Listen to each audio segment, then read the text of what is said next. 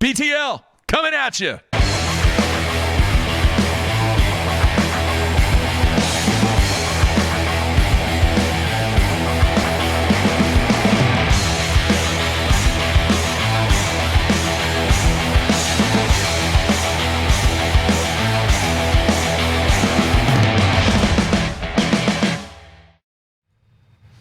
Good Tuesday, everybody. Welcome once again to BTL Bass Talk Live, where we're going to talk bass fishing and anything else that we want to talk about. Matthew, how you doing?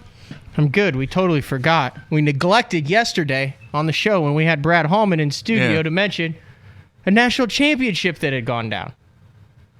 What? In what? The Bass Nation. Yeah.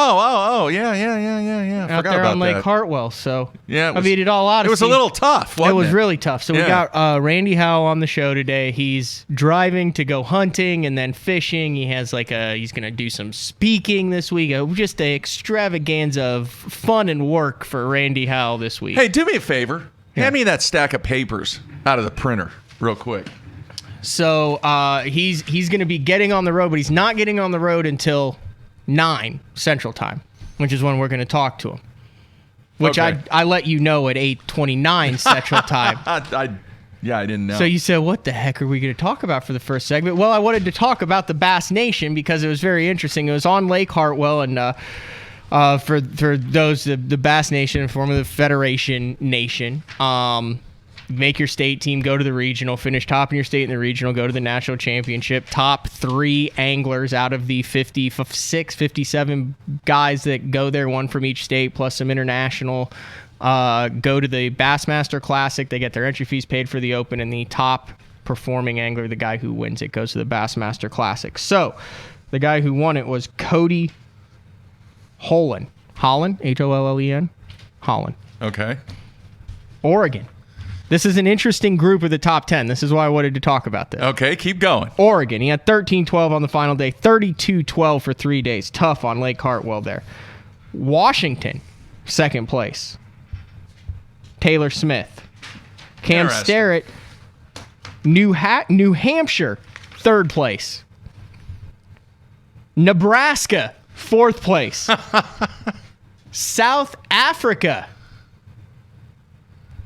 fifth place. So obviously there was no HFA or Region FA. Just listen. Washington, sixth place. I'm guessing if there's 2 from Washington, that means they must have boosted their Bass Nation numbers enough to send 2 anglers. The top 2 go.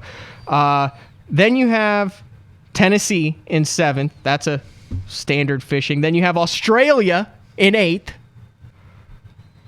Maryland in 9th. Portugal in 10th.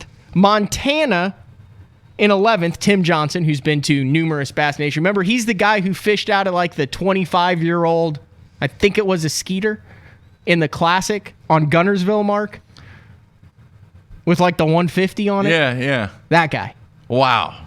Montana, and then California in 12th. And those are the guys who fished on the final day. So to recap, Oregon, Washington, New Hampshire, Nebraska, South Africa, Washington, Australia, Portugal, and Montana.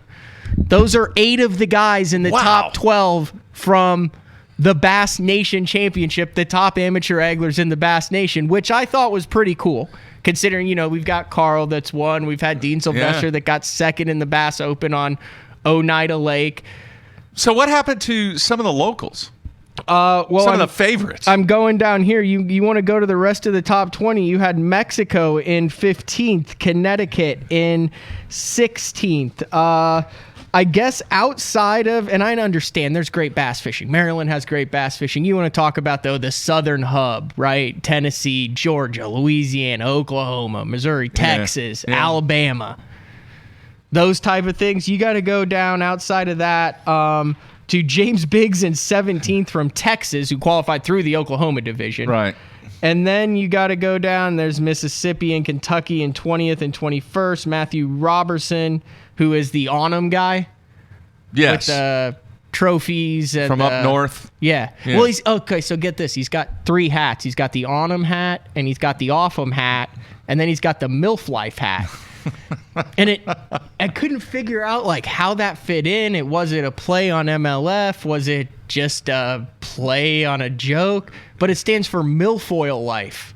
So it's MILF life, like flipping that milfoil life. So that's what it stands for. Okay. So when you're flipping grass, you wear the MILF life hat. And when you're catching them, then you wear the on 'em hat. And if you're not catching them, then you wear the off 'em hat. I'm sure if he was walking through the mall or Walmart or Target or whatever wearing that hat, he'd probably get some looks. Yeah. Is that what you thought it stood for? That's what I said. I just figured out that it stood for milfoil life. Okay. They just left the oil off of the end. The OIL part. Right. Anyway, so Keep going, man. I thought that was interesting. It's awesome. It's a great point. Plethora of non-traditional bass fishing locations that had a shot at the Bassmaster Classic and a shot at the Elite Series. So Yeah. good stuff on that. Great stuff. I do want to mention on Wednesday, and that's why I had you hand me that stack of papers, because I did not write down the gentleman's name. There is a angler by the name of Hunter Kenway. Yeah, I sent you that. I forwarded you that email, didn't I? Well, he sent it to both of us. Okay. Yeah. And he is one of the gentlemen, one of the 30 guys that has been selected already to participate in the TNPFL. There, I said it right. The new league that's starting in 2021, 125 guys. We had Al McCullough on last week. Great interview. Went really in depth onto as to why they're starting this new league, when they're starting it, what their goals are, kind of how they're going to build it. Yeah. So on Wednesday, we're going to try and get him on the show and have him talk a little bit about his thoughts on this new league and just get some background on him. Now, if they've signed a non-disclosure, has he cleared this with Al, hopefully? I think the non-disclosure is about something else. Okay. I mean, why would he not be able to come on the show and talk about, hey, I'm really excited about fishing the TNFPL. TNPFL. What'd I say? TNFPL. The national TNPFL, the National Professional Fishing Fishing League. I just like the NPFL, man. That's, my mom flows. still goes, did you guys have BLT today? I can see that. And then whenever Gary used to be on the show, she'd call him, who filled in for you? That Juicy J guy? Yes, Gary Juicy J filled in on BLT. Yeah. A long time ago. Before Gary Judici and I became friends, I used to think his name was G.U. Dice. Mm-hmm. I could see that. Because it's spelled that way. That's how it's spelled. So, anyway. And then another thing that I'm working on, I got another email from a gentleman named Jeremy. And we have not done this. And I want to know if you know this name, Matthew. Jimmy Washam. No. Let's see here. He finished third in the point standings in the Costas. In which division? Hang on here. I think it says Central Division. They beat me. So this is a guy that Jeremy thought would be a good guest on the show because this guy has worked his way up through the grassroots, all the way up through local clubs to the BFLs to the Costas. Now he's qualified for the MLFLW tour, circuit, whatever. He has 35,000 in earnings, 34. He has 6 career top 10, so that's a pretty good ratio. Yeah. 6 top 10s to 34, and I believe he's holding a BFL trophy there. So he's won the BFL, and he wasn't lying. He finished third this year. 56 last year and 29th the year before. But a bunch of, he's fished the BFLs for 5 or 6 years, the Costas for 3 years. And, he hasn't reached stardom yet. No, he finished if you reach stardom in this game. At the Costa Championship, or 47th at the Costa Championship. Just missed a check. So, solid. Very solid. So I thought that would be cool to have somebody on the show. We've never done this that has been really in the trenches since, the beginning, from the grassroots all the way up, but has not reached the pinnacle yet. Would you say he's reached? Is he fishing it? What's that? The MLF, the FLW Pro Circuit? Yeah, that's what it said in the email. Okay, well, let's reach out to him, and that'd be an interesting. Interview. Jeremy, I'm sorry. Jimmy. No. Jeremy is the one that sent me the info. Well, we got guys on for guys now. We have a guy for Scott Canterbury. We've got a guy for Jimmy Washam. Yeah. It's just a friend, man. Okay. It's a fan of the show, and thought that a lot of people would really find his story interesting. Yeah, he's from the perfect. grounds. Yeah, he's the and then- perfect guy who's stepping into the FLW Pro circuit at a very interesting time to Yeah. be making the move. Yeah. So we got Hunter Kenway, who hopefully I'm saying his name right. Kenway, not Kenway. Kenway. And then we have Jimmy. Have we cleared this with Jimmy yet?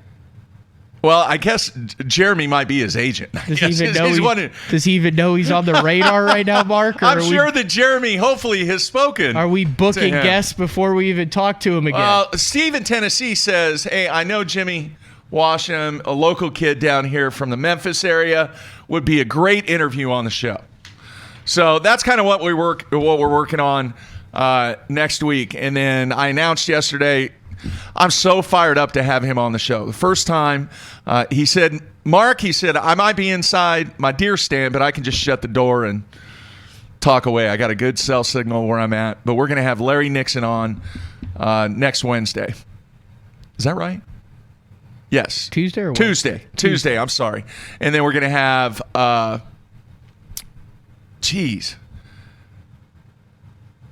who did I say yesterday? I'm losing my mind. The here. NPFL guy. The TNPFL. No, I'm working on that for Wednesday because we didn't have anybody. Who did I have lined up for? Scott Canterbury. Jeez, for Monday. Good grief. See, folks, that's what happens when you get old. You're not old. You just turned what? Happy late birthday, Yeah, by the way. 57. Your birthday was what, 3 days ago? Yeah, 57. Guys, I literally called Mark. I said, hey, I just wanted to wish you a happy You called birthday. me right during basketball practice. And he goes, I'm at practice. Bye. No, I said, I'm at practice. I'll call you back. And you never call me back. I know. That's because, what did I say? I said, I'm in the middle of chaos right now. How much do you think Larry Nixon has earned with FLW? Because he's fished the FLW tour. 2 million? 2 million? Am I close? Good Lord. How many years do you think Larry Nixon has fished the FLW tour? Take a guess, because I still think 20? I still think of him as a split guy who spent a lot of his career with bass. Yeah. Don't you? What is the one thing that sticks in your mind about Larry Nixon?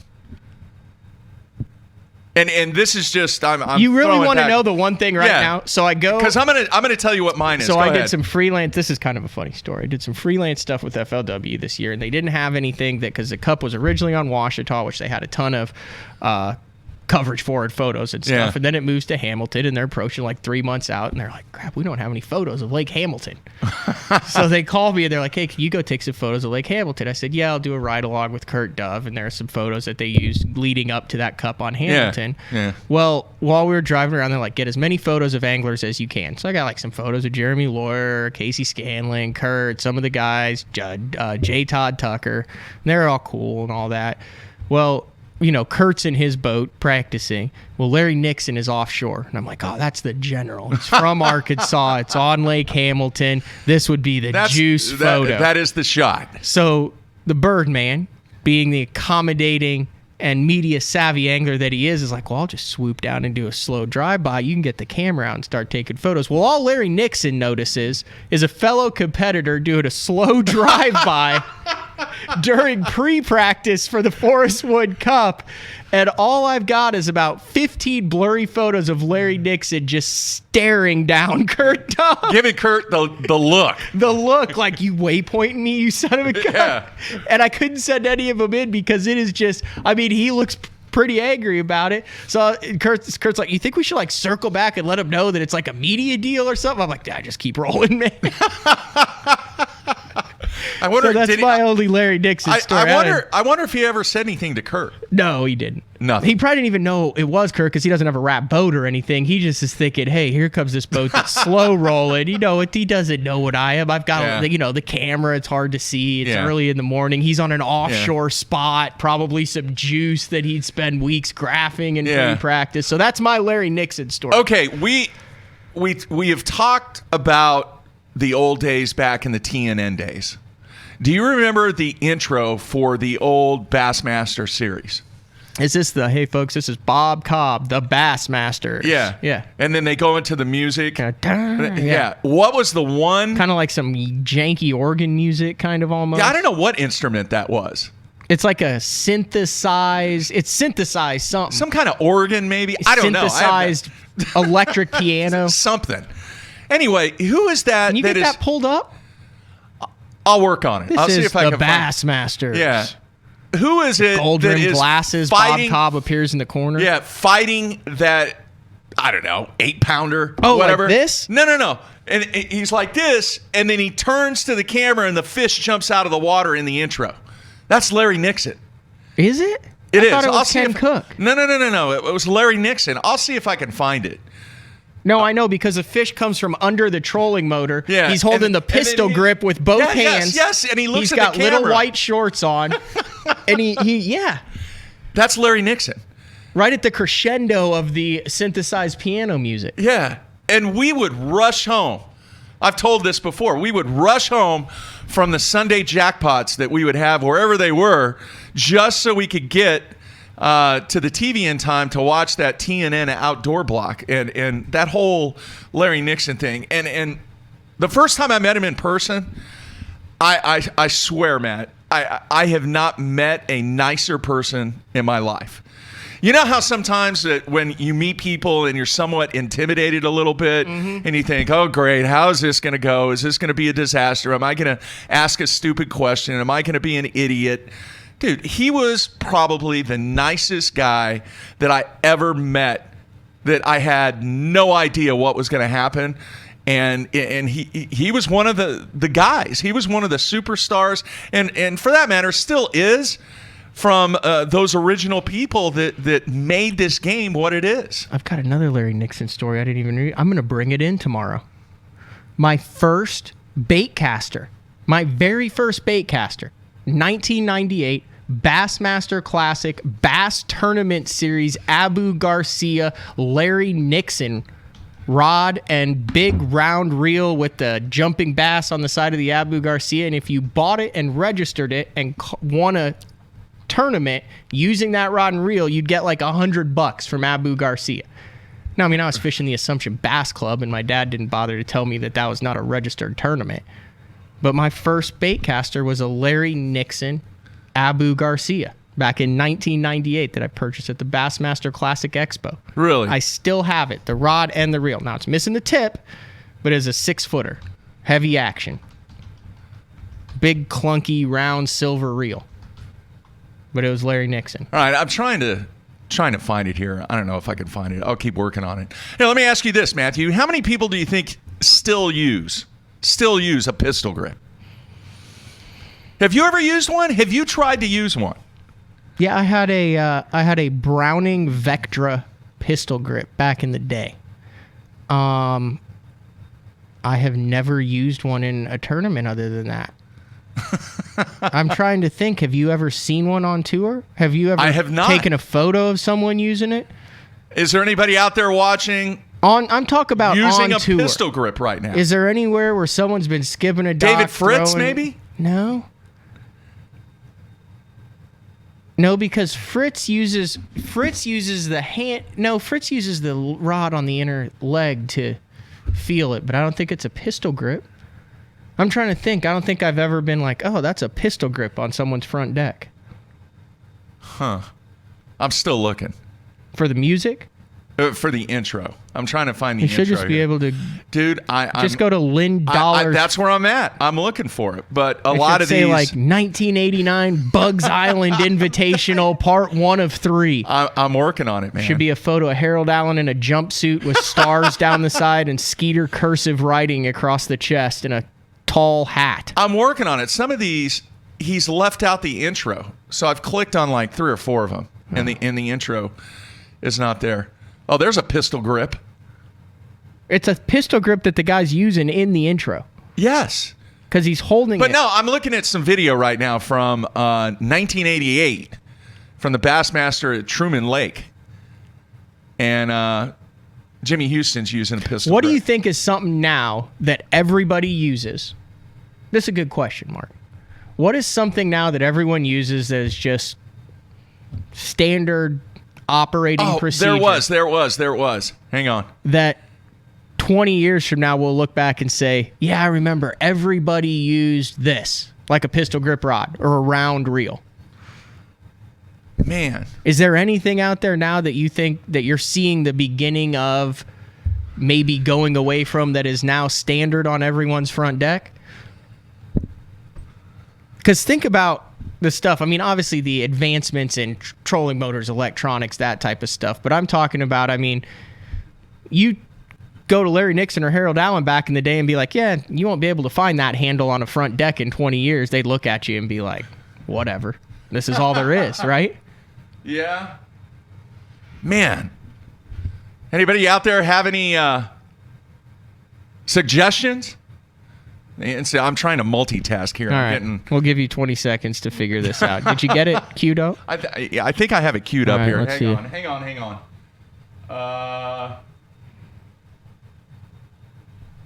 Let's see here.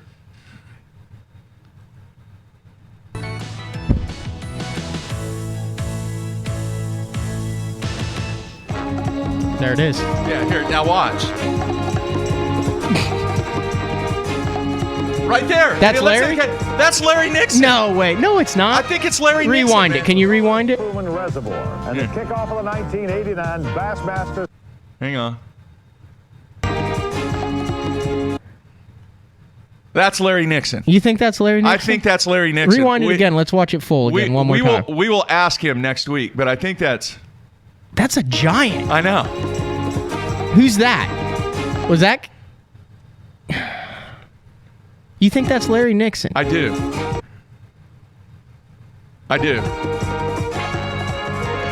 Look at those techniques, though. Missouri's Truman Reservoir and the kickoff of the 1989 Bassmasters Tournament Trail. Look at Ray Scott with the ascot. Right when the nation's top bass anglers begin a 6 tournament qualifying season. That's an ascot, isn't it? Yeah. So hey, if anybody that's out there watching can help us out, but I believe, and I've always believed that was Larry Nixon. I mean, that's kind of akin to the logo, the Jerry West logo, isn't it? That's the signature jump in. Yeah, people are saying, yep, that's Nixon. All right. I'm still trying to, did we figure out what music that is? No. What kind of instrument that is? Hang on, I'm not going to cue up the video again. I'm just going to cue Play up the music. audio. Yeah. Like I said, I think it's an electric piano. Hang on.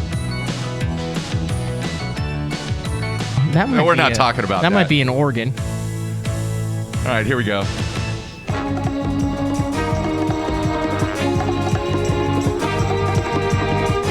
Is it strings? I thought it was a horn. A saxophone. That's a saxophone. Yeah, some kind of horn. That's a synthesized saxophone.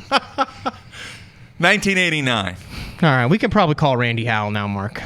You think so? Yeah, he's on the road, headed to go hunt and fish and speak. Yep, everybody's saying, yep, that's Larry. I am glad to know that all these years thinking that was Larry Nixon, that I was right. And I was like, oh, because we even said it. Oh, man, we got to get home. I want to ask him about that fish because, I mean, you have to be dialed in to have a 7-pounder jumping around the trolling motor and looking at the camera and cheesing it up. I mean, that's a man of confidence. How cool is that? That's a man of confidence right there. Like, I got him. He could jump. You know, like, you ever go through those strings in derby fishing? Where, like, as soon as you hook it, you're like, please be small because I do not want to have to fight a big fish here because I know I'll lose it. And sure enough, you lose it if it's a big one. Then you go through other strings, you hook it, it's a big one. You look at your co-angler and you're like, I got him. He's out there doing tail walks. I'm gonna find a pistol grip for you. I just want you to go fish. I've got one. I've got a Browning Vectra. I've been trying to sell it for a decade and no one's bought it. I've put it up on the message board. I've talked about what a great catfish rod it is. Bring that thing in tomorrow. And I'll bring Larry Nixon's tournament series from 1998 rod. There you have it. All right, coming back with Randy Howell. Everybody stay tuned.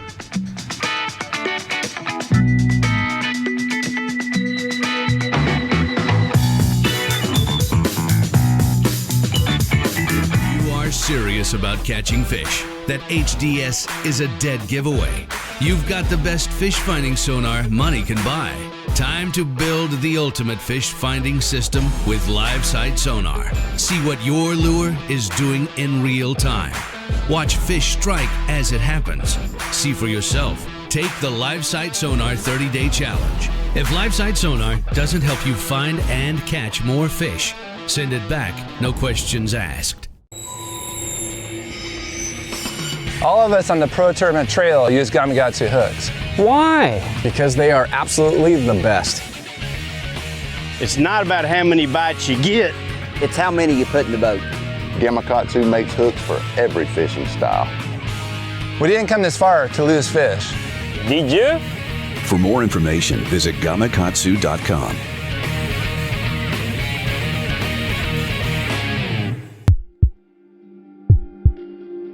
We've paired one of the most iconic hulls in the history of bass boats with a proven lineup of trusted accessories. We're bringing you best-in-class value and performance, leaving others in your wake.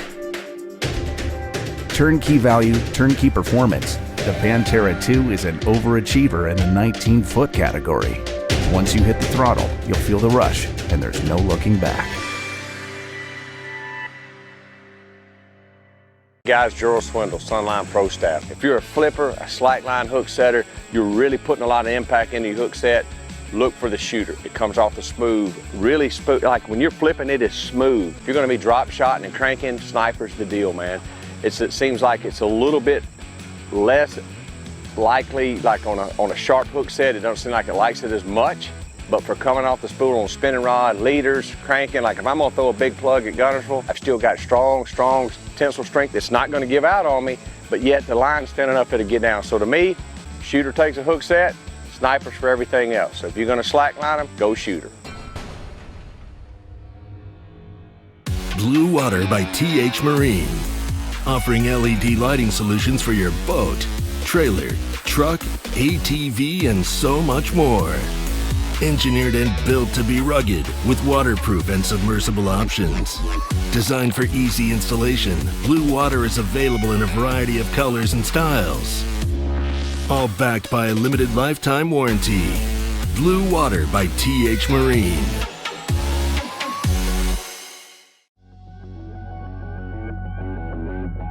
The name SPRO says it all. SPRO stands for Sports Professionals.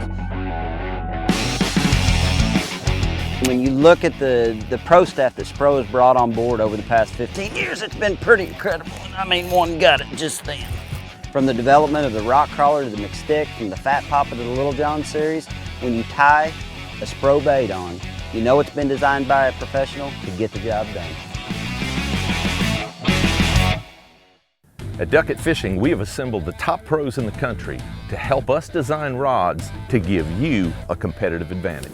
Castability, strength, durability, action, sensitivity, weight and balance, and consistency.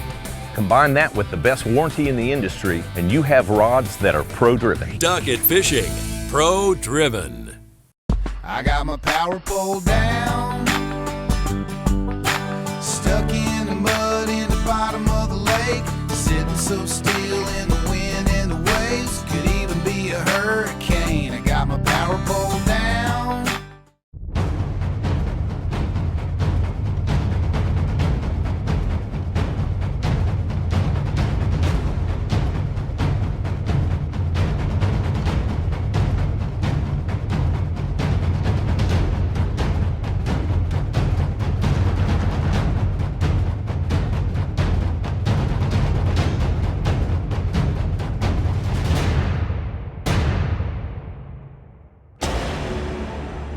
Hey guys, Cliff Perch here with AFCO. I've got the new camo hooded reaper. It's going to be a great thing both for fishing and hunting this fall. I can tell you a couple of the features about it. Got the face mask like all the reapers do, vented in front. It's got the fleece on the inside, so it's really comfortable. It's super warm. When you come down to the pocket, it's got this little snap system called Block Tapey, and it's silent. You know, it doesn't make that sound that other snaps and other systems that hook it together make. Great for hunting, and it's going to keep that stuff in your pocket.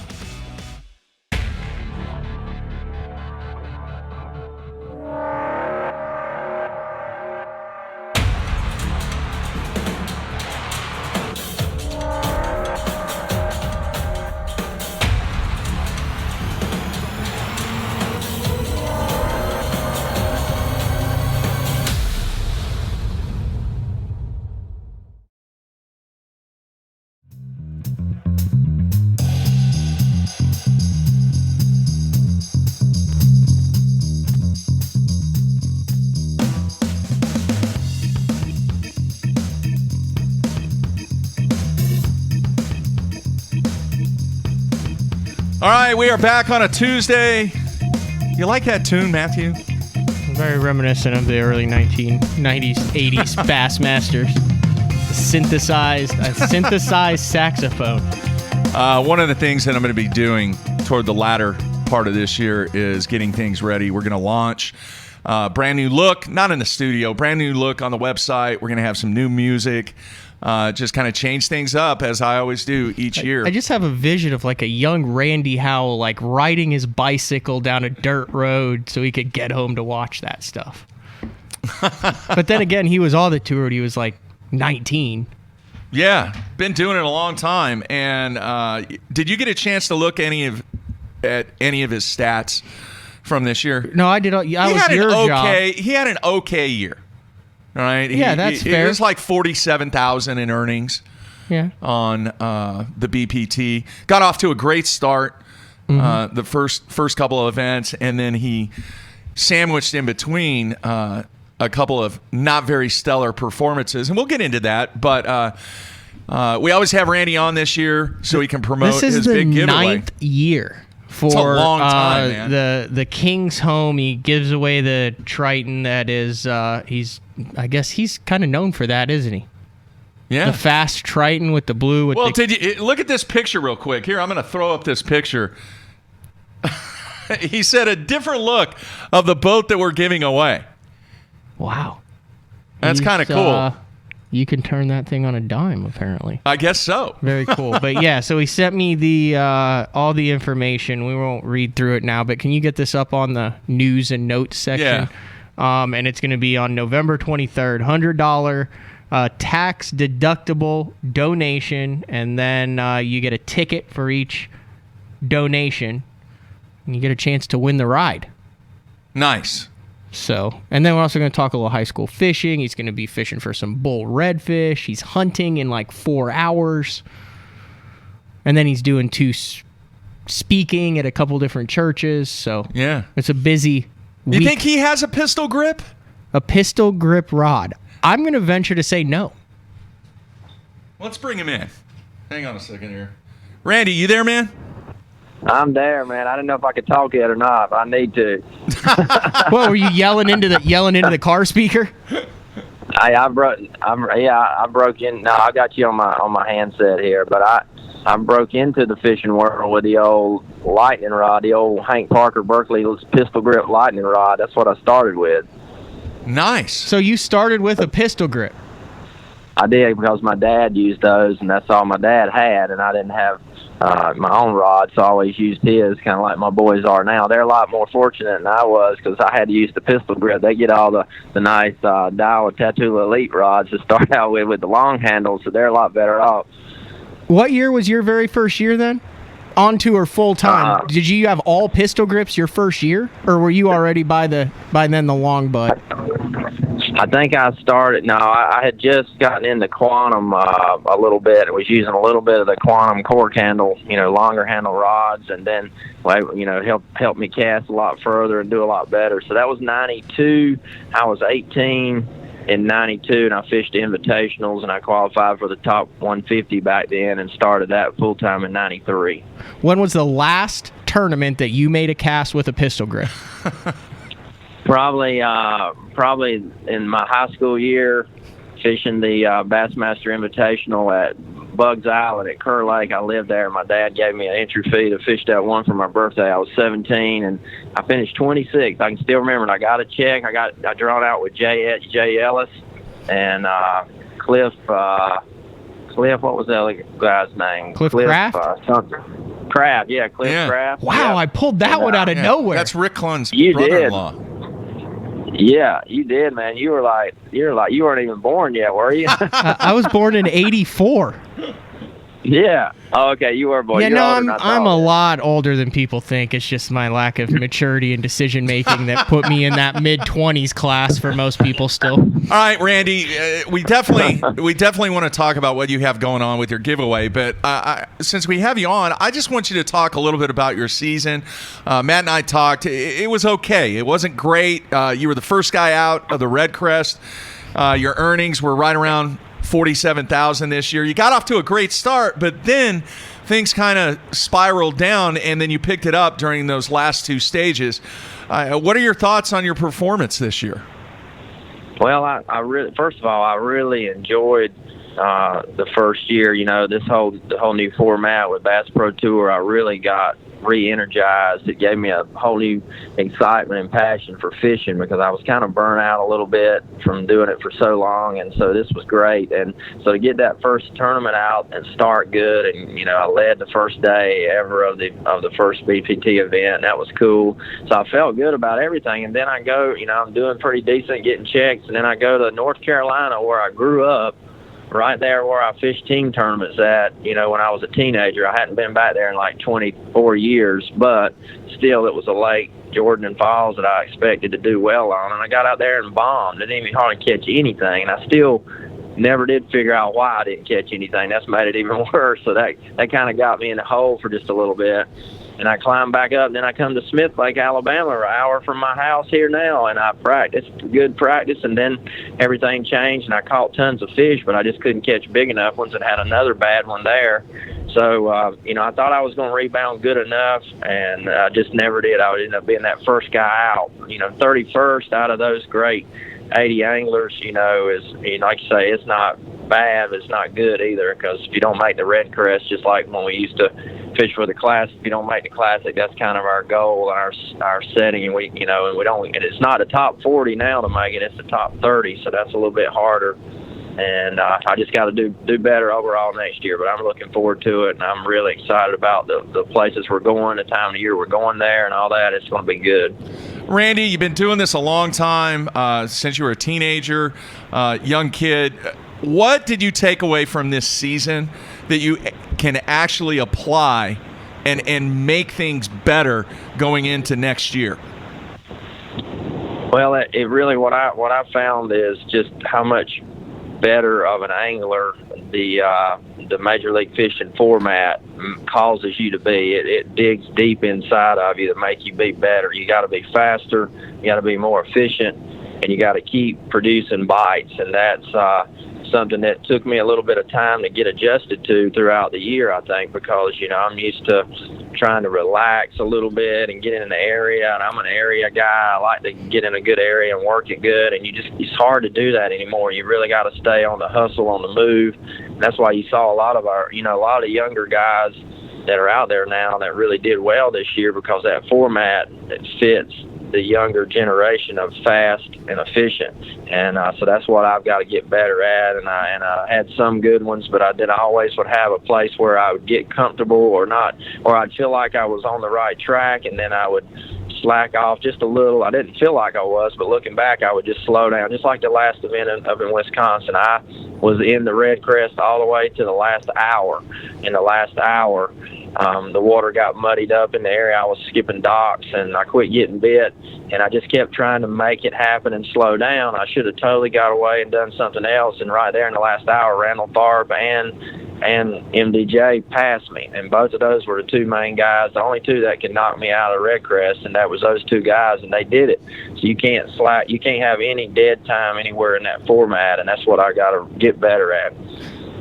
Randy, I've been meaning to ask you this for years, and this nostalgia trip that we've been on with Larry Nixon and Pistol Grips has brought this up, and I've wanted to ask you about the merthiolate weightless trick worm, or the floating trick worm. Now, back when I covered the Elite Series and went to all the tournaments, I remember a couple times, I think maybe once on Smith Mountain, once somewhere in Alabama, where you put that trick worm to use, and it's going to be coming up again in the fall or spring once everything kind of thaws out again. But is that still in your arsenal, or am I just totally missing the boat on that? That's something you throw quite a bit, isn't it? Yeah, man, you nailed it. I'll tell you, that's what I, made my, living on as a teenager there in North Carolina on Bugs Island and Gaston and those team tournaments. That whole floating worm, technique was such an awesome technique in North Carolina and Southern Virginia. And I mean, I've got a whole big duffel bag of them that are 20 plus years old, I bet, that I still carry in my camper in hopes that one day somewhere they're going to bite them again. But back when the Cinco came out, it really seemed like it just changed. It quit everywhere I used to fish it at. You know, when we had co-anglers, somebody would always throw a Cinco behind me, and they'd catch more than me, and then it kind of killed my confidence for it, and I kind of quit throwing it. And so now I do the same type fishing, but I do it with a Cinco, and I catch a lot of fish everywhere we go. And really over half the fish that I caught on the season this year came probably on a wacky Cinco a lot. And so, but that technique, man, it was so good. Pink worm, methylate, yellow, black, and yellow. I mean, I've got all the colors, and man, they were really good. And they're 20 years old? Yeah, I've got some that are a little newer, but I've probably got some that are at least 20 years old. If you don't mind, I mean, what are they? No, they're the old Bass Brothers tackle and hog collar, HAWG hog collar floating worms. Hog collar made them for a while and they quit. And then Bass Brothers tackle, which is a local team tournament trail in North Carolina. It used to be called the Tar Heel Team Tournament Trail.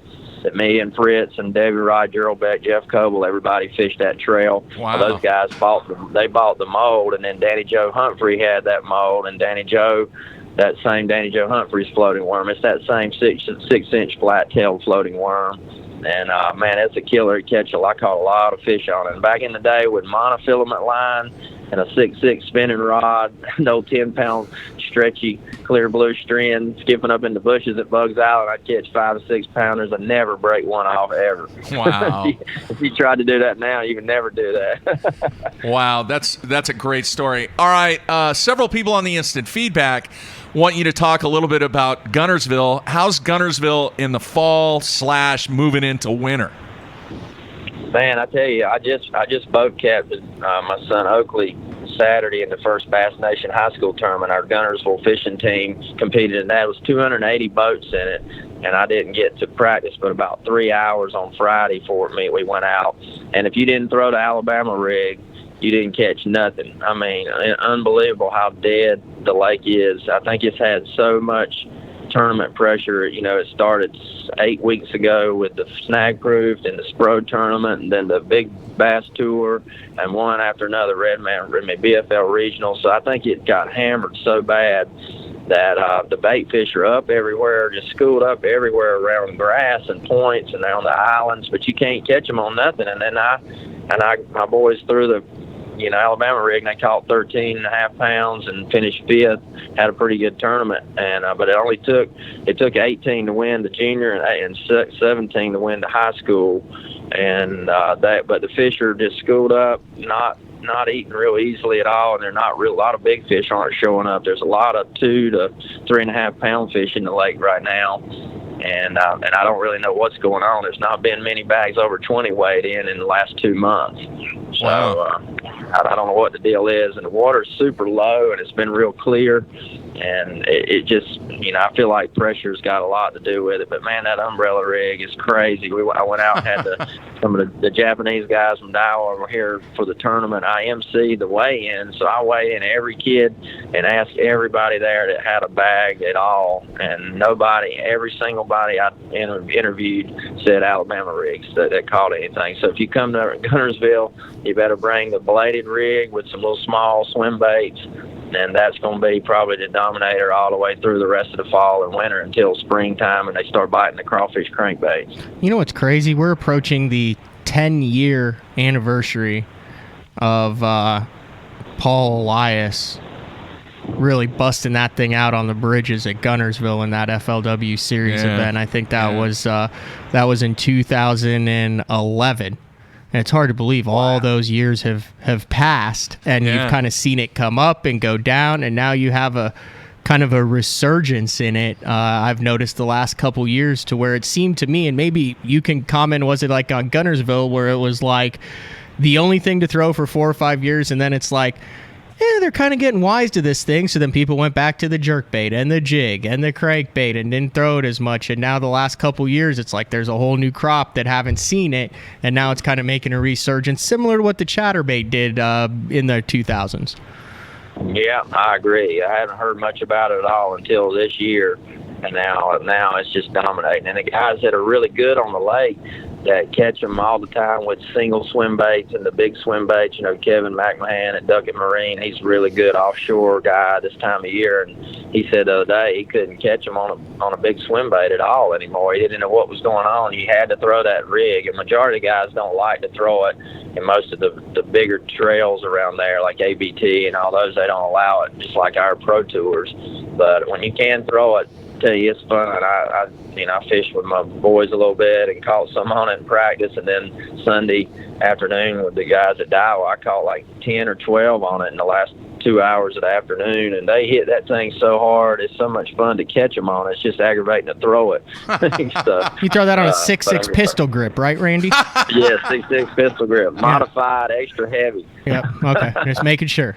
Wow. All right. A couple of questions from the instant feedback, and then we'll get into your giveaway. What'd you say, Matt? The 9th year? Is that right? This is the 9th year. Wow. Correct, right. Randy?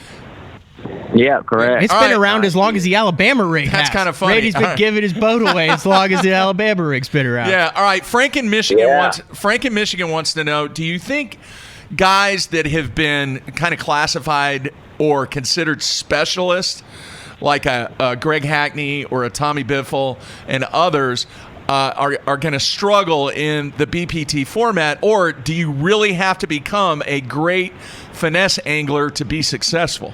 What are your thoughts?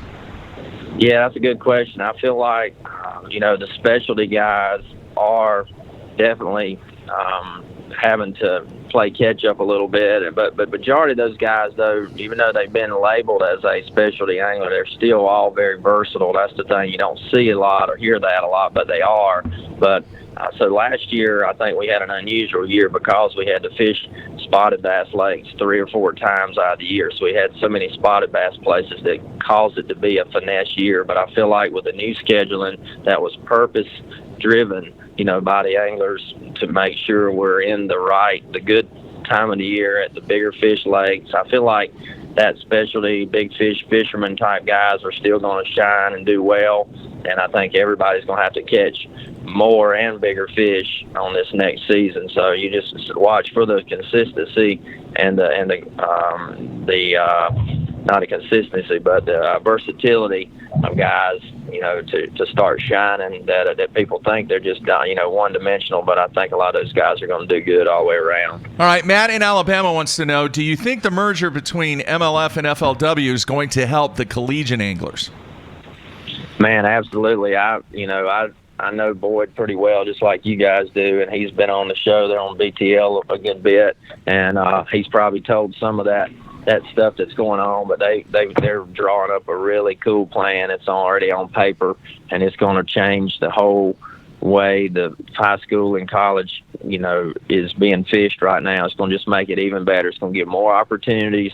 It's going to not be so fragmented. If everybody will get on board, it's going to be money there to win and scholarships, and it's going to be a pathway, a very clear pathway for the high school anglers to get to the college scholarships and the college anglers to move up to the BFLs and the Costa, the FLW series. And I think it's going to be an awesome thing if guys will just stay open-minded and give Major League Fishing and FLW a chance, and everybody will just quit, slamming them and taking all the cheap shots because they don't really know anything about it. If they'll just wait, I promise it's going to come out. It's going to turn out good. It's going to work out good for everybody because I know we got some great leadership and great, ideas, and everybody's working together to make something that's never been made before. And I think it's going to help the lower level guys that have a pathway to move up. All right, Steve in Tennessee, last question from the instant feedback wants to know, would you like to see the A-rig on the BPT? Hey, yeah, that's good too. We had it. You could use it on the regular Major League fishing events and Major League Cup events. And then when, we got the 80-man field out there and we vote on everything, of course, it was a bigger majority that was against it. That's why they took it totally out of Major League Fishing altogether. But I honestly like having it. I mean, I think it's another tool. It doesn't catch them everywhere you go, just like Matt said earlier. It fizzled out everywhere for a long time, and it's just another tool in the tackle box. But it makes, if we could use it, it would show people that we can catch fish better when they're not biting, because it's a tool that works better when they're not biting somewhere, and when they're suspended. It's the best suspended fish rig there is. I wish we could use it again, but we never will. You can bet on that. It would be ugly this year. Lake Eufaula, February 7th, yes. Lake Fork, yeah. March 13th, yes. Yeah. North Carolina, You're right. those 4 lakes that you fish that don't have a fish under 5 pounds in them, April 3rd through 8th, yes. Yeah. And then I've seen some of the stuff that happens up in New York and on Champlain with that thing with the smallies. You remember some of the opens. I think Porosnik might have won one or done really well at what up there on Oneida on smallmouth. Those things come unglued for an A-rig. So That's the first time I've ever caught triples. I caught in that same tournament, Porosnik, you're talking about at Oneida. It's only open that I never didn't make the top 10 in. Every time I'd been there, I finished 25th that year because they were biting that A-rig so good and everybody was throwing, and it took, a 3-pound average went all the way down to like 35th place, I think, and it was which is real unusual. But I caught triples in the tournament multiple times, 3-pounders, like three 3-pounders at one time on that thing. It was awesome. All right, one more question from the instant feedback. Our longtime viewer and listener, Bassilla, wants to know, do you think eventually you might get to see a collegiate angler in the Red Crest? No doubt. Yeah, I think it could definitely happen, and I don't know how they've got it all planned out yet because I haven't been in on the details of the meeting, but I've just heard a lot of good information, and some of the sponsors that have been involved with it are really excited about what they see being, the model that's being built right now for it. So I wouldn't doubt if we'd see that a few years down the road. All right, let's. You got one more? You got one more? No. Go I just want to for it. mention. No, Steve in Tennessee what was the name that you guys used to call the A-rig? The chandelier? No, the rigatoni. The A-rigatoni. Yeah. Remember, we went through like 6 months where it was so prevalent that you refused to say the name of it. Yeah. Just because it was the only thing. Like, it was bigger than the merger. Yeah. The A-rig when it came out. Yeah, the rigatoni. It was bigger than Mike Log. It was bigger than anything that has ever happened. It was massive. All right, Brian in California wants to know, are you going to be at the Classic? Yes, I will be at the Classic. I'll be there working for Daiwa and Livingston, Triton Mercury, and Bass Pro, all the sponsors that I've got that are still sponsoring Bassmaster also. Yes, I'll be there, and it'll be, I'll imagine I'll get a lot of good questions while I'm working that show. That's gotta suck not to be fishing in that. Yeah. I mean, you gotta be honest with us here. You've had a day or two in the Classic on Guttersville before. It would be nice to have a repeat chance at it. I mean, it's gonna suck to be working the show. Yeah, you're right. I mean, it'll definitely be, the good thing I've got such good memories from that 5 years ago, and that's been 5 years now, but that was such a cool event, the way it all played out, and come from behind deal and all that. So the story still lives on everywhere as if it just happened. I mean, everywhere I go, people still ask about it, talk about it. So I'm sure it'll be a bittersweet, deal. I'd love to be in it just because it's there again and all that. And but when they did the press conference there in Birmingham to announce the Classic, they didn't seem to remember anything about me winning that Classic, so they never mentioned anything about it. So but a lot of people still talk about it. So when I'm there working the booth, I'm sure we'll get a lot of good questions, and probably still get a lot of people say, "Why aren't you fishing this deal? Why aren't you fishing this deal?" And everybody always asks you that all the time. But you can't fish everything everywhere, and I'm where I feel like I need to be for the future of the sport all the way around. And I feel like we got a lot of good stuff coming, and I'm hoping somebody will win the Classic and have a good time. Be some good fish caught, and the show will probably still be a good show because there's so many good, bass fishing, fans. The show itself is going to have a lot of good sponsors, a lot of good equipment there for people to see. So we'll see what the weigh-in looks like. Who knows? You ready to talk about King's Home now? Yeah. Yeah, let's do it. Let's do it. Let me set it up. November 23rd, 2 p.m., drawing for the 9th consecutive year for a chance to win your boat. I think everyone who's listening probably knows what kind of what King's Home is, but just in a minute or two, kind of set it up, how they can get involved, and how they can end up with that ride on November 23rd.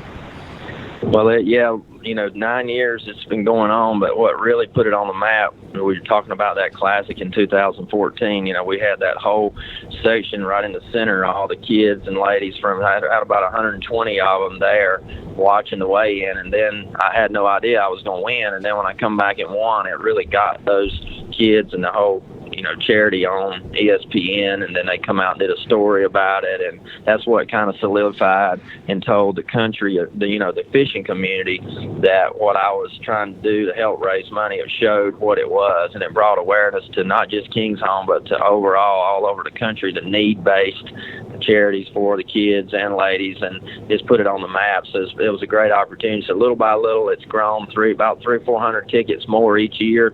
And last year we raised $217,000 with that one boat, and so the sponsors have really all stepped up. Power Pole gives me the poles, and Lawrence gives me the stuff, and Trident Mercury give me good deals on the boat. I mean, everything comes together really good to help be able to do it, and it's helped so many people. And man, the fishing event we'll have there for the kids that day, it'll be a big live event outdoors.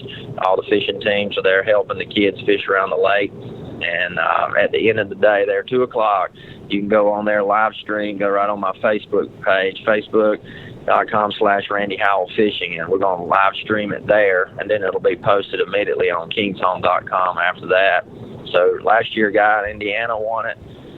We've had 4 out of 8 years. It's been won from somebody in another state. So, it doesn't matter where you live. You don't have to be there to win. At kingshome.com, you get those tickets, and man, it's a great cause and a great boat. You come to Guntersville, I'll take you out on the lake, show you how to use it all, and send you home happy. You can get those tickets until 12 p.m. Central Time, Saturday, November 23rd. It is, as he mentioned, kingshome.com. There's all sorts of links and stuff that you can click there. Pretty easy to figure it out from there. And that is $100. That is tax deductible donation. And then, hey, you get to go throw an Alabama rig with Randy Howell if you win. Yeah, the high school fishing teams will all be there. We got about 12 of them. They've got a 15-acre lake there on the girls' ranch campus, and that's where we have the big outdoor event, the fishing event. So it's cool having about 150 kids throughout the day come out there to fish. A lot of them for the first time. A lot of them are, majority of those kids are coming from severe abuse and all kinds of bad, terrible situations. And unfortunately, we can't ever do videos or pictures or do anything to show any of the kids, because I always wish we could, because it would make a difference, I think, when people, want to help and give and donate, if they could see what it's all about. But because of the security of the situation with the abuse and all that kind of stuff, they don't allow you to take any pictures or video of it. But just know it is making a difference, and little by little it gets better every year, and they're able to help more people each year, and it's just awesome to be part of it. All right, for the people that are watching live and the people that watch the video replay, I'm queuing up a photo of you in the boat. Oh, yeah. This is that one where I got this from your social media page, and the boat is pretty much sideways, up, vertical. It's that one where you're turning, and then you had done the motion on it, but this is just the static. How did that shot come about? Man, I'm telling you, that shot came about like by luck, because I was actually on the water with TH Marine guys and Christian Corley filming a commercial for the YOLO Tech pole that holds the GoPro camera on the boat. We were out there doing it. And Shay Baker, Shay? Yeah, he absolutely. was out there running. Yeah, he was sitting in Laker's boat, my son's boat, with him running the camera and drone over my head, and I was making turns.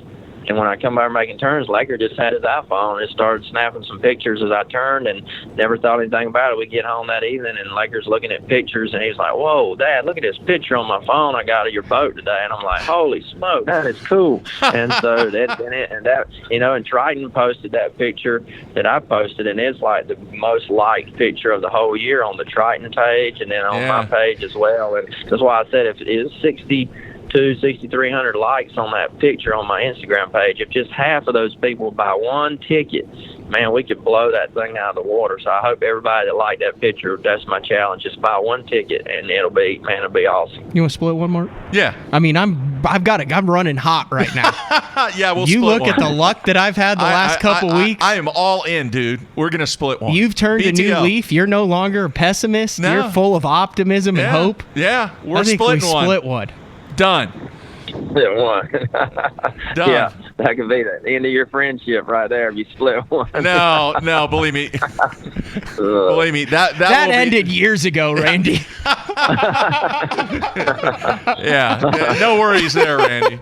No worries there. All right, man, last question, then we'll let you go. I'm just curious, basketball-wise, every time we get together, we talk a little hoops. What are your thoughts on the college basketball season coming up, and maybe if you have any thoughts on the NBA so far? Man, I tell you, we love basketball season, and, like always, and because I'm still a Tar Heel in my blood coming from North Carolina. My boys are both Alabama guys, but my son, Oakley, he's my basketball, guy, and he's 14, and he's a hardcore Duke fan. I don't know how that happened, but I'm a Tar Heel fan. I think he just did it because he knew I didn't like Duke. But I feel like, Duke's going to be hard to beat this year. And as we saw, last week, Kentucky's going to be probably pretty strong too. So some of the main teams are doing good. Alabama, has a shot. They've got a new coach this year, and they've got some good players and good talent. They had a preseason game. They beat Georgia Tech pretty bad in Birmingham here a few weeks ago. Oakley went to that, and he said they look really good. So I'm excited, looking forward to watching it. And NBA-wise, I don't follow NBA a lot. I watch it a little bit just because he does, but I don't get into that as much as I do the college thing. Yeah. I love the college stuff. Yeah. All right. Great stuff. Randy, always great to talk to you, man. Looking forward to see you. I'll probably, next time I see you, probably be at the Classic. So looking forward to that. Yeah. And, best wishes during the holiday season coming up, man. And thank you for taking time out to come on the show. Well, I really appreciate y'all having me on again, and y'all keep up the good work. The show is awesome, and I hope to be back on here. We'll send a post out to everybody too, all you guys. So whoever wins the vote, will have a picture and a little write up about it to post. So we appreciate everybody's donations and help again, and y'all have a good one, and we'll talk at you later. All right, man. Take care. All right, thanks. All right, see you. All right, there you have it, Randy Howell. And good stuff there. Hey, Steve in Tennessee, man, I agree with you 100%. All right, I just posted it. Agree 100%. Memphis is going to be a huge, huge, huge surprise basketball? this year. Yeah. Oh, that was even worse. That's an interesting dynamic. What's that? Well, he won the Classic in Guttersville, and he lives in Guttersville. Yeah. But he's no longer with the organization that he won the Classic with, or has anything to do with that. Yeah. It's kind of a bummer. Yeah. In a way. Because think about it. It doesn't matter what. It's part of history. You talk about the matter. biggest comeback, coming back, the crankbait deal, the people lined along the Spring Creek Bridge there. Yeah. I mean, dude, if there was any way for him to be in it, he probably would have tried. Probably. All right, man. Tomorrow, like I said, we're going to try and get hang on. I got to get his name right. Hunter Kenway. What is today, Tuesday? Yeah. Oh, yeah, you got to get on that. Yeah. So I'm going to call him as soon as we get off the It show, get the appears replay also, out though, there. I'm getting the shift actuator fixed on the Bass Cat. Which, I mean, the motor's fine. It says, everything says you're good to go. Yeah. We'll open her up, but I got to get the shift. It's just a recall is all it is. I'm going to fire up your vessel that's been parked, Vintage. next to the side. Your 2007. 2007. Can we say what it is? Yeah, Procraft. Procraft. Yeah. So I'm going to charge that thing and go out and fish a derby out of it. It's only got 17. No, it's probably got 19 hours on or it now. a tournament, or a tournament, Yeah, or it's a jackpot, we can however say, you want to say the it. guy that I fished team tournaments with, Pat Sheeler, it was his boat. He built a house in Phoenix. 15 hours on it, and it's a decade old. Yeah, that's it. He was like, "Here you go, man." So I'm going to get that thing fired up. Yeah. You kind of have the latest and greatest on it. Oh, it's decked out. It's decked out. It's So got we'll the see how it Lowrance. It's goes. got the What the trolling live on motor there. does it have? It's got the spot lock. Oh, it does? Yeah. Oh, I'm going to catch him. I'm going to catch him. Yeah, it's got the HDS Lives. It's got power poles. Yeah, it's got two Spot power lock. poles. Dude, I'm telling you. You got $25,000 worth of accessories on a $12,000 haul, Jeffrey. Not true. I've had people that have wanted to buy that boat numerous times already. And I'm like, nope. That's my retirement boat. Dude, when I'm 80 years old, I'm going out crappie fishing. That's what I'm going to be in. Did you see Cliff Craft floating worms, pistol grip rods in the Alabama rig being topics of discussion today? No, but that's how we roll on this show. Very, very cool show. And kind of the beauty of us being able to reminisce based upon our experience and knowledge and being able to talk about things that mean a lot to us. I mean, that TNN, and I've said it before, that TNN outdoor block was a part of my life when I was really, really, really, really into it. That for me, and also the Midwest Outdoors. Yeah. Was big for me. I would watch the Midwest Outdoors. Yeah. All right, great stuff. So check us out tomorrow. 3 shows this week. We will talk to you tomorrow, Wednesday. That's it. We're out of here.